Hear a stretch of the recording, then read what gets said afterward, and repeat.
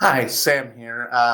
Hoping to start a new book discussion series about The Cost of Discipleship by Bonhoeffer in 2 to 3 weeks with Mark F. and with Zeke. But in the meantime, I just wanted to make a really quick video today about the idea of social formation and media, especially social media use. So, for reasons that are a little bit complicated that I won't get into, I have an Outlook account that I use for my primary email, not a Gmail account. And with that, if you ever log out of the Outlook or Outlook accounts, there's usually these poll surveys, and there are usually about six of them, and on a series of topics. And the one that I was looking at the other day was on media use, and it asked people, "What is it?" Well, one of the questions was, "What is your favorite part of social media?"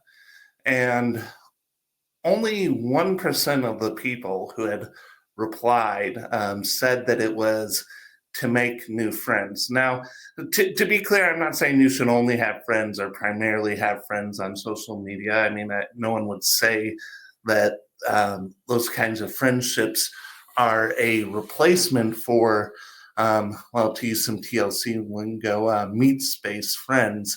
But I was thinking about that, and I mean, I was also listening to a podcast this week, Roberts' Econ Talk. He was interviewing a guy, Reid Hoffman, talking about AI. And Reid's point about AI, which it struck me as correct, is look, this is coming, it's going to be a thing. The question isn't really, um, do we use it, do we not? It's how can we use this to make our lives better? And I mean, that really struck me when I was thinking about um, phone usage and social media.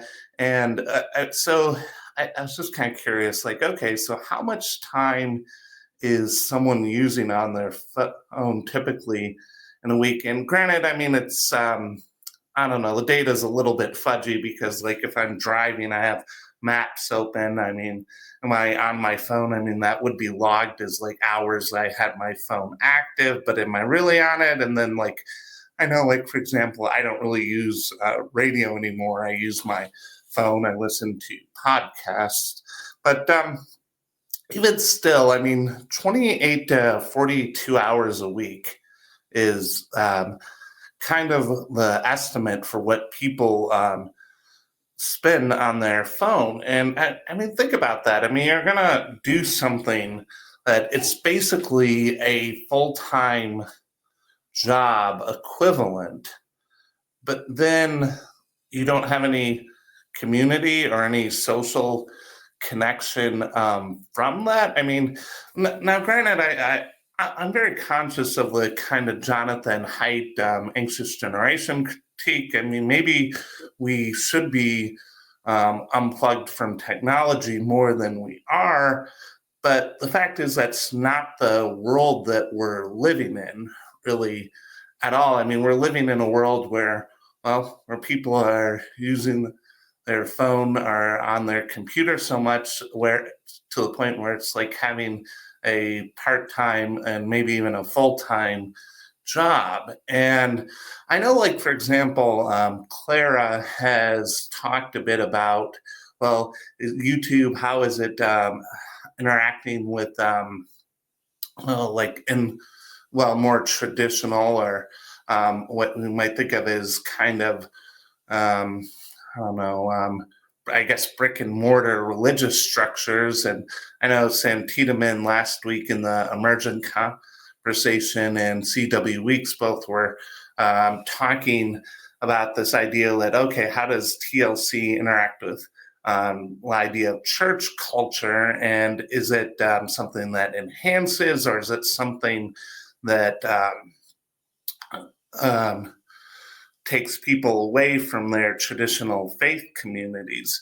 But I mean, I really think that misses the point. I mean, if we're using this technology, I think we need to be conscientious of how do you use it in a way that's more, I don't know, use a cliche word, more generative, more humane. How do we basically find ways to connect with people on it? And I mean, I guess Emma J might get mad at me as she sees this, but I guess I'll give a little bit of um, TLC patting uh, myself on the back here in the corner. And that, I mean, I don't see generally that social connection is something that's happening online very often, especially social connection that's in any way outside of one's immediate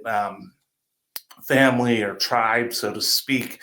But I see people who in TLC, I mean, they're trying, and I appreciate that. And I think that PVK and John Van Donk, and I mean, they're onto something with the estuary and with the TLC project, and that you got to think, how do we basically win back humanity from the machine? And I don't think just stepping away is the solution. I know, like, for example, at my work, I would prefer not to even have, like, for example, my phone on me.